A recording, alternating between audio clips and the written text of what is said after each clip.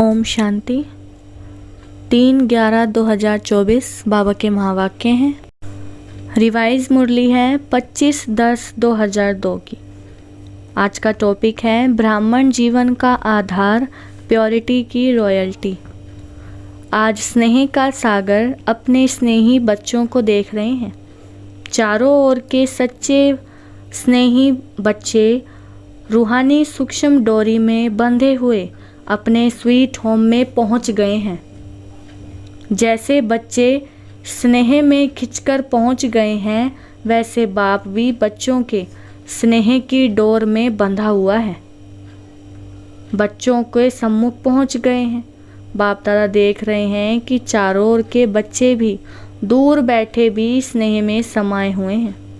सम्मुख के बच्चों को भी देख रहे हैं और दूर बैठे हुए बच्चों को भी देख हर्षित हो रहे हैं। यह रूहानी अविनाशी स्नेह, परमात्म स्नेह, आत्मिक स्नेह सारे कल्प में अभी अनुभव कर रहे हो। बाप दादा हर एक बच्चे की पवित्रता की रॉयल्टी देख रहे हैं। ब्राह्मण जीवन की रॉयल्टी है ही प्योरिटी, तो हर एक बच्चे के सिर पर रूहानी रॉयल्टी की निशानी, प्योरिटी की लाइट का ताज देख रहे हैं। आप सभी भी अपने प्योरिटी का ताज, रूहानी रॉयल्टी का ताज देख रहे हो। पीछे वाले भी देख रहे हो। कितनी शोभनिक ताजधारी सभा है ना पांडव? ताज चमक रहा है ना? ऐसी सभा देख रहे हो ना? कुमारियाँ, ताजधारी कुमारियाँ हो ना? बाप दादा देख रहे हैं कि बच्चों की रॉयल फैमिली कितनी श्रेष्ठ है। अपने अनादि रॉयल्टी को याद करो। जब आप आत्माएं परम धाम में भी रहती हो तो आत्मा रूप में भी आपकी रूहानी रॉयल्टी विशेष है। सर्व आत्माएं भी लाइट रूप में हैं, लेकिन आपकी चमक सर्व आत्माओं में श्रेष्ठ है। याद आ रहा है परम धाम? अनादिकाल से आपकी झलक फलक न्यारी है। जैसे आकाश में देखा होगा सितारे सभी चमकते हैं, सब लाइट ही हैं, लेकिन सर्व सितारों में कोई विशेष सितारों की चमक न्यारी और प्यारी होती है। ऐसे ही सर्व आत्माओं के बीच आप आत्माओं की चमक, रूहानी रॉयल्टी, प्योरिटी की चमक न्यारी है। याद आ रहा है ना? फिर आदिकाल में आओ, आदिकाल को याद करो। तो आदिकाल में भी देवता स्वरूप में रूहानी रॉयल्टी की पर्सनैलिटी कितनी विशेष रही। सारे कल्प में देवताई स्वरूप की रॉयल्टी और किसी की रही है? रूहानी रॉयल्टी, प्योरिटी की पर्सनैलिटी याद है ना? पांडवों को भी याद है? याद आ गया? फिर मध्यकाल में आओ तो मध्यकाल में द्वापर से लेकर आपके जो पूज्य चित्र बनाते हैं, उन चित्रों की रॉयल्टी और पूजा की रॉयल्टी द्वापर से अभी तक किसी चित्र की है? चित्र तो बहुतों के हैं, लेकिन ऐसे विधि पूर्वक पूजा और किसी आत्माओं की है? चाहे धर्म पिताएं हैं, चाहे नेताएं हैं, चाहे अभिनेताएं हैं, चित्र तो सबके बनते, लेकिन चित्रों की रॉयल्टी और पूजा की रॉयल्टी किसी की देखी है? डबल फॉरेनर्स ने अपनी पूजा देखी है? आप लोगों ने देखी है या सिर्फ सुना है? ऐसे विधि पूर्वक पूजा और चित्रों की चमक, रूहानियत और किसकी भी नहीं हुई है, ना होगी। क्यों? प्योरिटी की रॉयल्टी है, प्योरिटी की पर्सनैलिटी है। अच्छा, देख लिया अपनी पूजा? नहीं देखी हो तो देख लेना। अभी लास्ट में संगम युग पर आओ तो संगम पर भी सारे विश्व के अंदर प्योरिटी की रॉयल्टी ब्राह्मण जीवन का आधार है। प्योरिटी नहीं तो प्रभु प्यार का अनुभव भी नहीं, सर्व परमात्म प्राप्तियों का अनुभव नहीं। ब्राह्मण जीवन की पर्सनैलिटी प्योरिटी है और प्योरिटी ही रूहानी रॉयल्टी है। तो आदि अनादि, आदि मध्य और अंत सारे कल्प में यह रूहानी रॉयल्टी चलती रही है। तो अपने आप को देखो। दर्पण तो आप सबके पास है ना? दर्पण है, देख सकते हो तो देखो। हमारे अंदर प्योरिटी की रॉयल्टी कितने % में है? हमारे चेहरे से प्योरिटी की झलक दिखाई देती है। चलन में प्योरिटी की फलक दिखाई देती है। फलक अर्थात नशा, चलन में वह फलक अर्थात रूहानी नशा दिखाई देता है। देख लिया अपने को? देखने में कितना समय लगता है, सेकंड ना, तो सभी ने देखा अपने को। कुमारियाँ, झलक फलक है, अच्छा है सभी उठो खड़े हो जाओ। कुमारियाँ लाल पट्टा लगाकर बैठी हैं जिस पर लिखा है एक व्रता। सुंदर लगता है ना। एक व्रता का अर्थ ही है प्योरिटी की रॉयल्टी। तो एक व्रता का पाठ पक्का कर लिया है, वहाँ जाकर कच्चा नहीं कर लेना। और कुमार ग्रुप उठो। कुमारों का ग्रुप भी अच्छा है। कुमारों ने दिल में प्रतिज्ञा का पट्टा बांध लिया है। इन्होंने, कुमारियों ने तो बाहर से भी बांध लिया है। प्रतिज्ञा का पट्टा बांधा है कि सदा अर्थात निरंतर प्योरिटी की पर्सनालिटी में रहने वाले कुमार हैं। ऐसे हैं? बोलो जी हाँ, ना जी या हाँ जी, या वहाँ जाकर पत्र लिखेंगे थोड़ा थोड़ा ढीला हो गया। ऐसे नहीं करना। जब तक ब्राह्मण जीवन में जीना है तब तक संपूर्ण पवित्र रहना ही है। ऐसा वायदा है? पक्का वायदा है तो हाथ हिलाओ। टीवी में आपके फ़ोटो निकाल रहे हैं, जो ढीला होगा ना उसको ये चित्र भेजेंगे, इसलिए ढीला नहीं होना, पक्का रहना। हाँ पक्के हैं, पांडव तो पक्के होते हैं। पक्के पांडव, बहुत अच्छा। प्योरिटी की वृत्ति है शुभ भावना शुभ कामना। कोई कैसा भी हो लेकिन पवित्र वृत्ति अर्थात शुभ भावना शुभ कामना और पवित्र दृष्टि अर्थात सदा हर एक को आत्मिक रूप में देखना व फरिश्ता रूप में देखना। तो वृत्ति, दृष्टि और तीसरा है कृति अर्थात कर्म में। तो कर्म में भी सदा हर आत्मा को सुख देना और सुख लेना, यह है प्योरिटी की निशानी। वृत्ति, दृष्टि और कृति तीनों में यह धारणा हो। कोई क्या भी करता है, दुख भी देता है, इंसल्ट भी करता है, लेकिन हमारा कर्तव्य क्या है? क्या दुख देने वाले को फॉलो करना है या बाप दादा को फॉलो करना है? फॉलो फादर है ना, तो ब्रह्मा बाप ने दुख दिया व सुख दिया। सुख दिया ना, तो आप मास्टर ब्रह्मा अर्थात ब्राह्मण आत्माओं को क्या करना है? कोई दुख देवे तो आप क्या करेंगे? दुख देंगे? नहीं देंगे। बहुत दुख देवे तो क्या, बहुत गाली देवे, बहुत इंसल्ट करे तो थोड़ा फील करेंगे या नहीं? कुमारियाँ फील करेंगी थोड़ा? तो फॉलो फादर यह सोचो मेरा कर्तव्य क्या है, उसका कर्तव्य देख, अपना कर्तव्य नहीं भूलो। वह गाली दे रहा है, आप सहनशील देवी, सहनशील देव बन जाओ। आपकी सहनशीलता से गाली देने वाले भी आपको गले लगाएंगे। सहनशीलता में इतनी शक्ति है, लेकिन थोड़ा समय सहन करना पड़ता है। तो सहनशीलता के देव व देवी हो ना, हो।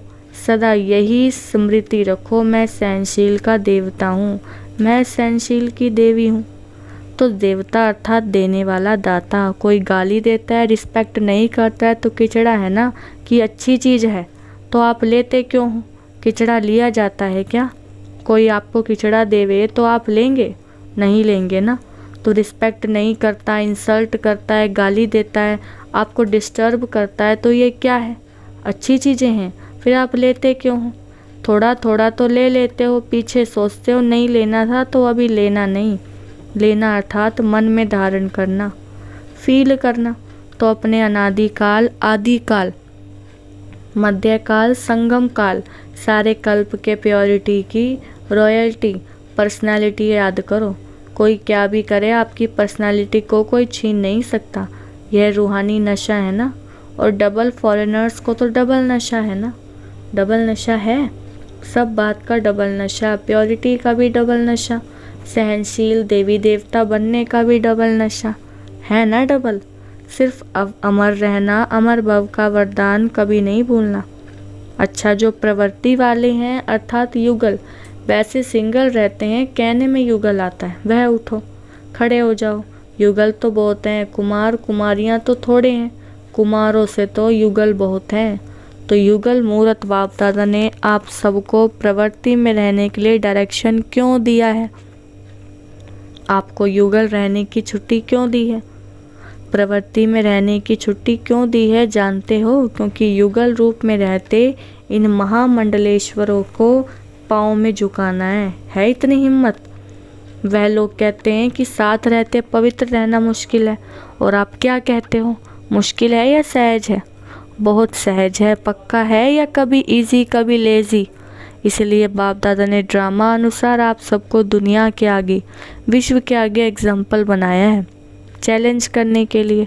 तो प्रवृत्ति में रहते भी निवृत्त, अपवित्रता से निवृत्त रह सकते हो तो चैलेंज करने वाले हो ना। सभी चैलेंज करने वाले हो या थोड़ा थोड़ा डरते तो नहीं हो? चैलेंज तो करो, लेकिन पता नहीं क्या हो। तो चैलेंज करो विश्व को, क्योंकि नई बात यही है कि साथ रहते भी स्वप्न मात्र भी अपवित्रता का संकल्प नहीं आए। यही संगम युग के ब्राह्मण जीवन की विशेषता है। तो ऐसे विश्व के शोकेस में आप एग्जाम्पल हो, सैंपल कहो, एग्जाम्पल कहो। आपको देख करके सब में ताकत आएगी कि हम भी बन सकते हैं। ठीक है ना? शक्तियाँ ठीक हैं, पक्के हो ना, कच्चे पक्के तो नहीं, पक्के। बाप दादा भी आपको देख करके खुश हैं, मुबारक हो। देखो कितने हैं, बहुत अच्छे। बाकी रही टीचर्स, टीचर्स के बिना तो गति नहीं, टीचर्स उठो। अच्छा, पांडव भी अच्छे अच्छे हैं, वाह। टीचर्स की विशेषता है कि हर टीचर के फीचर से फ्यूचर दिखाई दे, या हर एक टीचर के फीचर से फरिश्ता स्वरूप दिखाई दे। ऐसे टीचर्स हो ना, आप फरिश्तों को देखकर और भी फरिश्ते बन जाएं। देखो कितने टीचर्स हैं, फॉरेन ग्रुप में बहुत टीचर्स हैं, अभी तो थोड़े आए हैं, जो नहीं आए हैं उनको भी बाप दादा याद कर रहे हैं। अच्छा है, अभी टीचर्स मिल करके ये प्लान बनाओ कि अपने चलन और चेहरे से बाप को प्रत्यक्ष कैसे करें। दुनिया वाले कहते हैं कि परमात्मा सर्वव्यापी है और आप कहते हो नहीं है, लेकिन बाप दादा कहते हैं कि अभी समय प्रमाण हर टीचर में बाप प्रत्यक्ष दिखाई दे तो सर्वव्यापी दिखाई देगा ना। जिसको देखें उसमें बाप ही दिखाई दे। आत्मा परमात्मा के आगे छिप जाए और परमात्मा ही दिखाई दे, यह हो सकता है? अच्छा, इसकी डेट क्या? डेट तो फिक्स होनी चाहिए ना। तो डेट कौन सी है इसकी? कितना समय चाहिए? अब से चालू करेंगे, अच्छी हिम्मत है। कितना समय चाहिए? 2002 तो चल रहा है, अभी 2000 कब तक? तो टीचर्स को यही अटेंशन रखना है कि बस अभी बाप के अंदर मैं समाई हुई दिखाई दूं, मेरे द्वारा बाप दिखाई दे। प्लान बनाएंगे ना। डबल विदेशी मीटिंग करने में होशियार है। अभी यह मीटिंग करना, इस मीटिंग के बिना जाना नहीं कि कैसे हम एक एक से बाप दिखाई दे। अभी ब्रह्मा कुमारियाँ दिखाई देती हैं, ब्रह्मा कुमारियाँ बहुत अच्छी हैं, लेकिन इनका बाबा कितना अच्छा है वह देखें, तभी तो विश्व परिवर्तन होगा ना। तो डबल विदेशी इस प्लान को प्रैक्टिकल शुरू करेंगे ना? करेंगे पक्का। अच्छा, तो आपकी दादी है ना, उसकी आशा पूर्ण हो जाएगी, ठीक है ना? अच्छा देखो, डबल विदेशी कितने सेवाधारी हो, आपके कारण सबको याद प्यार मिल रहा है। बाप दादा को भी डबल विदेशियों से ज़्यादा तो नहीं कहेंगे, लेकिन स्पेशल प्यार है। क्यों प्यार है? क्योंकि डबल विदेशी आत्माएं जो सेवा के निमित्त बन गए हैं, वह विश्व के कोने कोने में बाप का संदेश पहुंचाने के निमित्त बने हुए हैं। नहीं तो विदेश की आत्माएं चारों ओर की प्यासी रह जाती हैं। अभी बाप को लेना तो नहीं मिलेगा ना कि भारत में आए, विदेश में क्यों नहीं संदेश दिया। तो बाप का उलैना पूरा करने के निमित्त बने हो। और जनक को तो उमंग बहुत है, कोई देश रह नहीं जाए। अच्छा है, बाप का उलैना तो पूरा करेंगे ना, लेकिन आप दादी जान की साथियों को थकाती बहुत हो। थकाती है ना, जयंती थकाती नहीं है, लेकिन इस थकावट में भी मौज समाई हुई होती है। पहले लगता है कि यह बार बार क्या है, लेकिन जब भाषण करके दुआएं ले आते हैं ना, तो चेहरा बदल जाता है। अच्छा है, दोनों दादियों में उमंग उत्साह बढ़ाने की विशेषता है। ये शांत करके बैठ नहीं सकते, सेवा अभी रही हुई तो है ना। अगर नक्शा लेके देखो, चाहे भारत में चाहे विदेश में, अगर नक्शे में एक ही स्थान पर राइट लगाते जाओ तो दिखाई देंगे कि अभी भी बहुत रहे हुए हैं। इसलिए बाप दादा भी खुश होते हैं और कहते भी हैं, ज़्यादा नहीं थकाओ, आप सब सेवा में खुश हो ना। अभी ये कुमारियाँ भी तो टीचर बनेंगी ना। जो टीचर हैं वह तो हैं ही, लेकिन जो टीचर नहीं है वह टीचर बन के कोई ना कोई सेंटर संभालेंगी ना, हैंड्स बनेंगी ना। डबल विदेशी बच्चों को दोनों काम करने का अभ्यास तो है ही, जॉब भी करते हैं, सेंटर भी संभालते हैं, इसलिए बाप दादा डबल मुबारक भी देते हैं। अच्छा, चारों ओर के अति स्नेही, अति समीप, सदा आदिकाल से अब तक रॉयल्टी के अधिकारी, सदा अपने चेहरे और चलन से प्योरिटी की झलक दिखाने वाले, सदा स्वयं को सेवा और याद में तीव्र पुरुषार्थ द्वारा नंबर 1 बनाने वाले, सदा बाप के समान सर्वशक्ति सर्वगुण संपन्न स्वरूप में रहने वाले, ऐसे सर्व तरफ के हर एक बच्चे को बाप दादा का याद प्यार और नमस्ते। हम रूहानी बच्चों की रूहानी बाप दादा को नमस्ते नमस्ते, गुड मॉर्निंग। विदेश की मुख्य टीचर्स बहनों से सभी ने सेवा के प्लान अच्छे अच्छे बनाए हैं ना, क्योंकि सेवा समाप्त हो तब आपका राज्य आए, तो सेवा का साधन भी आवश्यक है, लेकिन मनसा भी हो वाचा भी हो, साथ साथ हो, सेवा और स्वयं उन्नति दोनों ही साथ हो। ऐसी सेवा सफलता को समीप लाती है, तो सेवा के निमित्त तो हो ही, और सभी अपने अपने स्थान पर सेवा तो अच्छी कर ही रहे हो।